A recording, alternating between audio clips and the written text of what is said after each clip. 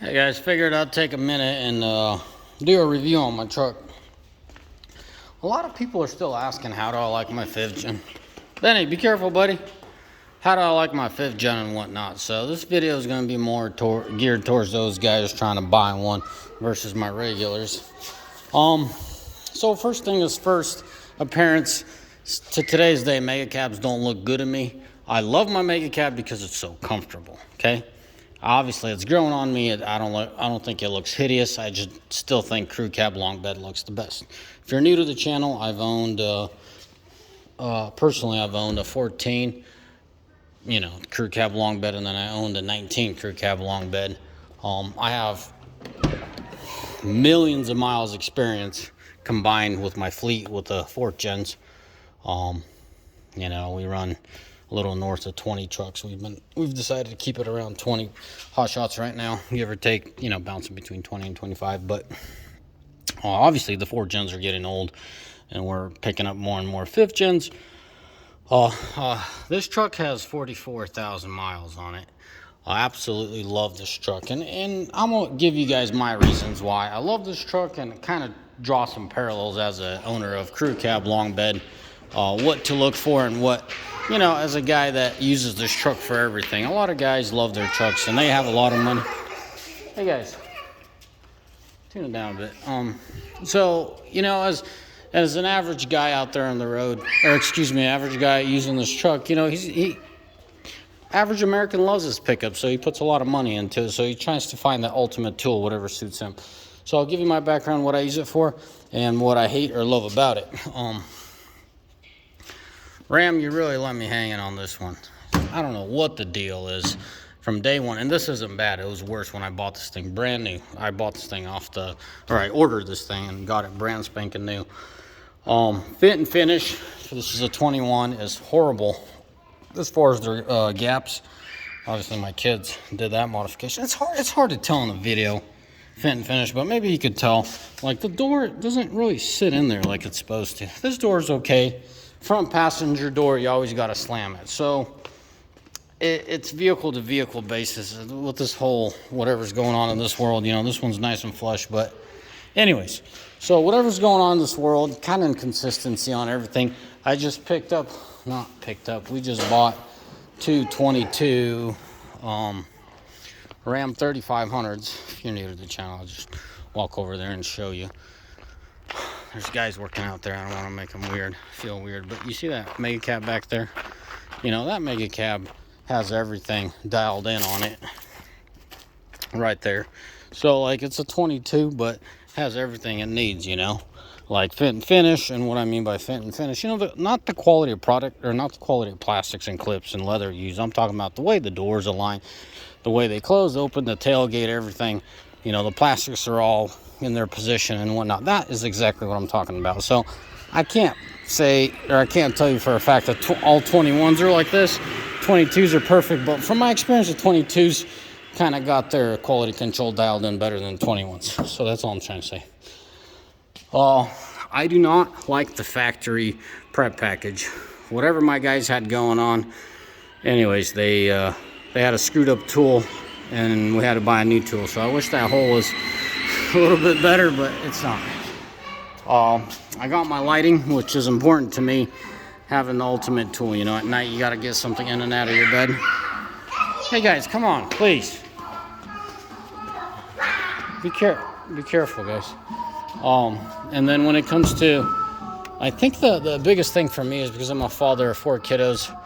I absolutely love the space in the back. It's not much. It doesn't look like much, but it makes a world of difference when you could recline on a longer trip. Your kid's in a booster seat and his head's falling over versus, reclining them and he's laying there. As a father, obviously, my kids are my world. So if I come back here and recline them a little bit, that's wonderful. Another scenario which really got to me in the crew cab, before I forget, a lot of guys say the 5th gen has less, and I call that one guy. The reason the 5th gen seem like they have less room back here, because if you see, there's an end there, right? That's like the 4th gen. Man, let me get some light in here. So that hump back there that I'm trying to show you is what limits your space. So when I went from a 14 to a 19, same thing. I'm like, man, this thing has less room back here. But because of that hump, you see how that stick, what am I doing? Like glare or something. You see how that hump sticks out? There you go. That is what limits your space, and it's actually fairly noticeable when you're in and out of the truck back here. Obviously, these seats are very reclined. When we're going on a trip, me and my wife, my seat's probably the same, but my wife's a lot further forward in it, and this really stands out.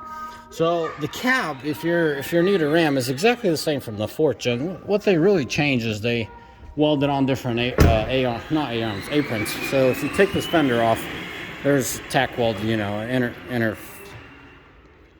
call it a fender holder for all simple purposes, right? So but the cab's the same, so you got to keep that in mind. So that's your biggest thing. That's not going to change crew cab or mega cab, but that takes up space, and that's why at first glance people are like, dude, 5th gen's got less room. It's really that. I've heard firsthand. Anyways, what I was trying to tell you is, recline your kids, but another thing is in a crew cab, a guy that hauls a gooseneck very often, I mean, in my case, I went camping, so I flipped it down, right? Not get in my way. I can't really run a tonneau cover. It's not very practical for me back then. Now I could probably afford to run a tonneau cover because I don't really pull goosenecks as often as I used to. So when we go on a trip, everything gets jammed in here, right? Well, a crew cab, you don't have the space back there. It's not much, guys. It's not a lot of space, but like your, I was gonna say phone, your laptop. I mean, you could fit a lot of stuff here. Like an average gym bag would fit perfectly fine here. When I go out with my kids, one thing I noticed is me and my wife will throw the pillows, the blankets back there, and when it's time to recline, obviously we'll pull them out, cover the kids, and recline the seats, and it just works phenomenally. If I ever get in a pinch, all you hunting guys out there, or guys on the road that need to be on the road sometimes, if you will, I guess I can show you. If you pull this thing down, you have flat surface. Perfectly flat surface, and you could call it a night real easy. When you get in a pinch, you can still do with the crew cab, right? You can flip the floor down, but much better in the mega cab. Oh, shoot. Well, I gotta pull the front seat now because they recline, because when it goes down, it goes forward. Anyways, so the key factors that I could use a mega cab to its full potential, I think that's where the most value that I get out of this mega cab, if I were not to use the back side of this mega cab the way I utilize it, I think I would still stay with a crew cab long bed. As a guy, and there's a key why I'd stay with the long bed, as a guy that tows a lot, I can't feel much of a difference with gooseneck, but when I pull bumper pull, the shorter wheelbase, I can only imagine crew cab short bed would be even worse. The way that the longer wheelbase helps you on the higher speeds is phenomenal. On this mega cab, I do feel just a tad bit, but I feel like I feel the difference. It's just kind of a little bit more squirrely. You got to be more careful, especially when it comes to that side winds with that camper.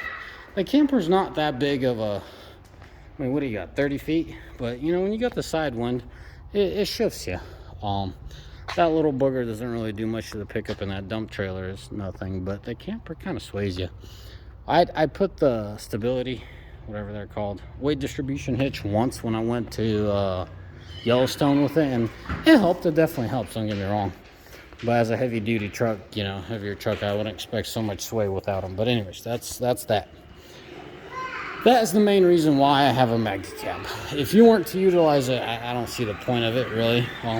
Financially they do cost more, but I have noticed in the resale world, mega cabs do bring in more money, just quite a bit, noticeably more money. Fit and finish and trim level, I nitpick a lot because, sadly, my 05 Mercedes, put it next to my 2020 Shelby, and the 05 does it. It's just so sad the way the fit and finish is kept to a much lower standard in the, should you call it, in the American vehicles versus the Europeans. And even Honda's not the greatest either, but like the way fit and finish get done on like Ford, Ram, and Chevy's kind of, especially GM, it's so disappointing. Out of all those, Ram still has the best interior, in my opinion. I love the interior. I spend a lot of time in here. It's very unplanned for. I never know when I'm gonna spend the whole day in here. An average day, I probably spend 4 hours in my truck, running errands, putting out fires, and it's always like, I I think if I do vlogs, a lot of you guys are gonna watch it. It's always like dumb stuff, if you call it that. Like, okay, like for example, today, if you guys are known to, if you guys are regulars on my channel, you know I'm rebuilding a Duramax, right? I'm building myself. I shouldn't say building. I'm restoring a Duramax for myself so I could try the L5P out. But anyways, U-joint straps. Out of all the things, U-joint straps. Napa has made 2 deliveries and they're the wrong part.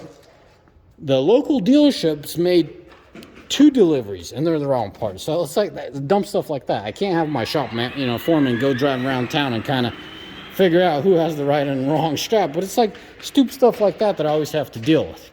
Hence, that's why, I'm in and out of this pickup truck quite often. And the unknown, unforeseen situations, if I have to go on a rescue and then I get stuck in here for a long time. That's why I chose the Limited. Now, if I were to work this thing day in and day out, I would stick with the well-loaded Bighorn. That would be my choice. Good old cloth seats and a loaded Bighorn. That would be my choice. Some guys ask me that question. I don't know if I would put the money into Limited. The thing is, good leather needs good care. If you don't take care of your leather, it's gonna cost you. It's gonna wear out pretty quick. Now, as far as the suspension, guys, so this video is geared towards those people that are thinking about buying it. I have Thorn springs and Bilstein 5100 shocks. If you're curious which ones they are, I have a specific video that I label what I did with my truck and the suspension. Phenomenal setup for very, very inexpensive, really. Hold on a sec, guys. We got something going on. Something brewing up back here. Hey. Come on, guys. You doing good? All right. So, on the back side, just 5100s. And these are 7.5K. I think they're called Extreme Duty Firestones. I absolutely love Firestones, guys. I promise I'll get rid of that red line. I promise. Airline. So I have an air chuck that goes there. If you're, I have an air tank. Oh shoot! Why don't I get a creeper and show you guys what I have done down under there? Well, I thought I had a little shop creeper around here. Whatever. I guess I can get dirty for y'all. So, air compressor does just fine. I have the filter plumbed. Where the filter go? Oh, I had it plumbed another one. This one's here. From time to time, I'll pull it apart, clean it up, add to my spray. It's not too bad. Doesn't get too dirty. You think it would get more dirty. And then the tank is right there. That's what I have. I have it welded in a little drain. You just drain it out. Last time I drained it was probably a couple months. Not much in there, but it's definitely a necessity to have. Get your drain done. Anyways, boys. Oh, that water stinks. So anyways, with that in mind,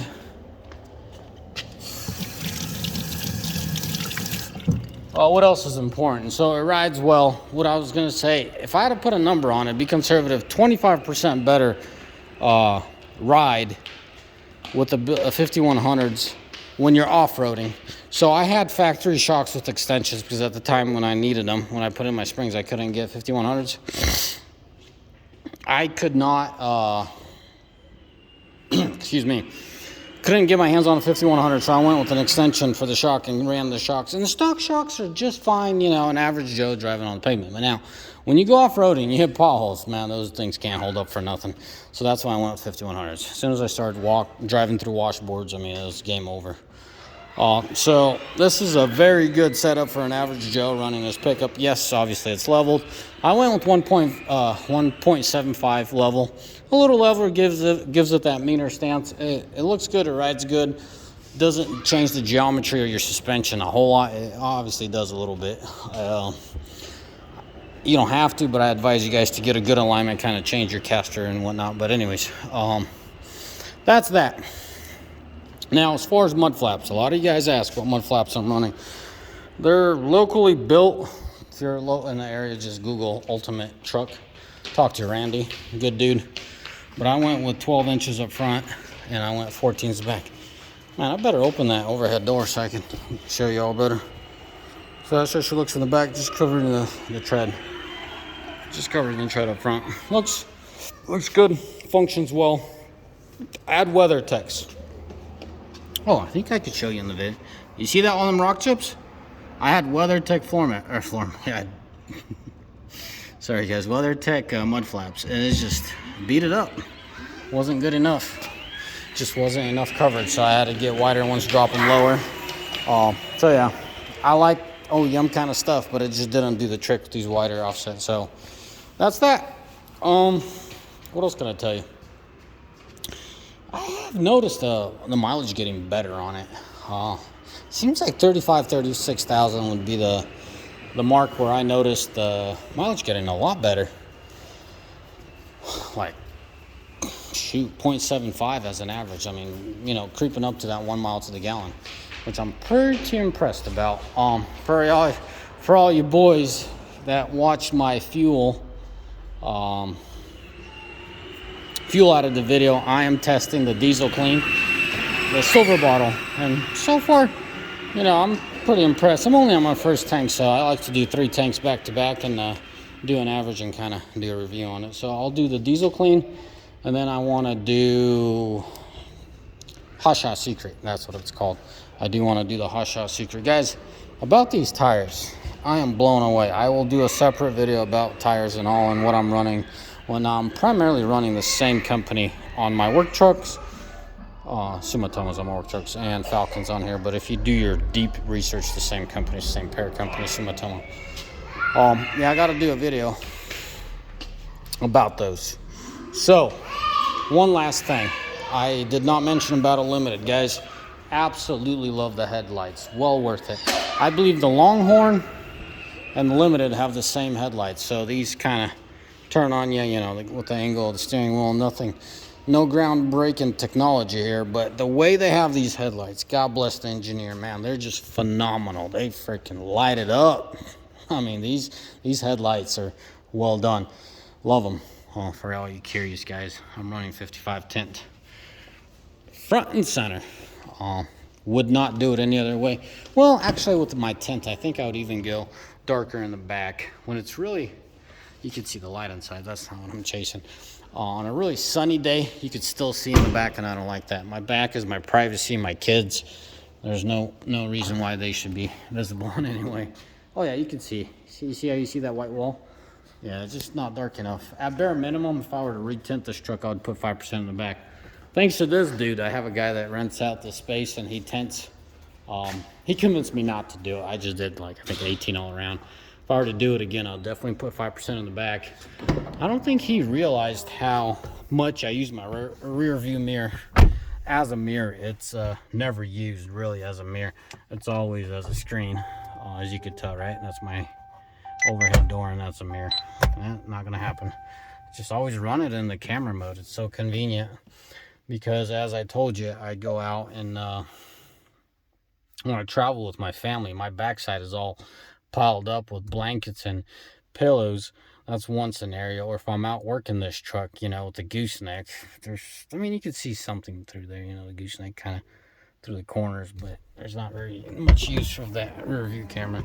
These mirrors do a good job when they're so-called moose mode.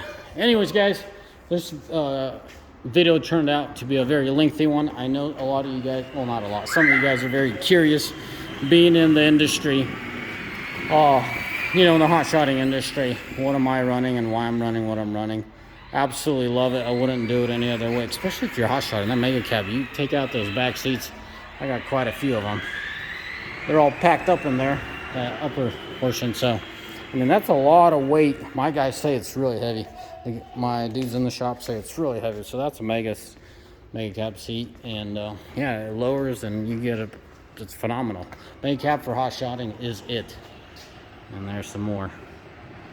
Guys got to repack it and restack it. Anyways, that's it, guys. If you didn't know, there's a law out there. If you haul a trailer, I think it's 86 inches. If wider than 86 inches, you got to have some kind of lighting. So by getting the roof lights, it does the trick for the legality portion of it. So if you didn't know that, you know, average trailer is 102. they'll get you if you're running commercially. If you're running private stuff, nobody cares. I mean, at least around here, no one gives a flying fly. Even in the commercial world, they don't really harass you much. But I've heard a few guys get cited for it. Anyways, as always, may the Lord bless you. May Almighty find down. And ciao. Till next time.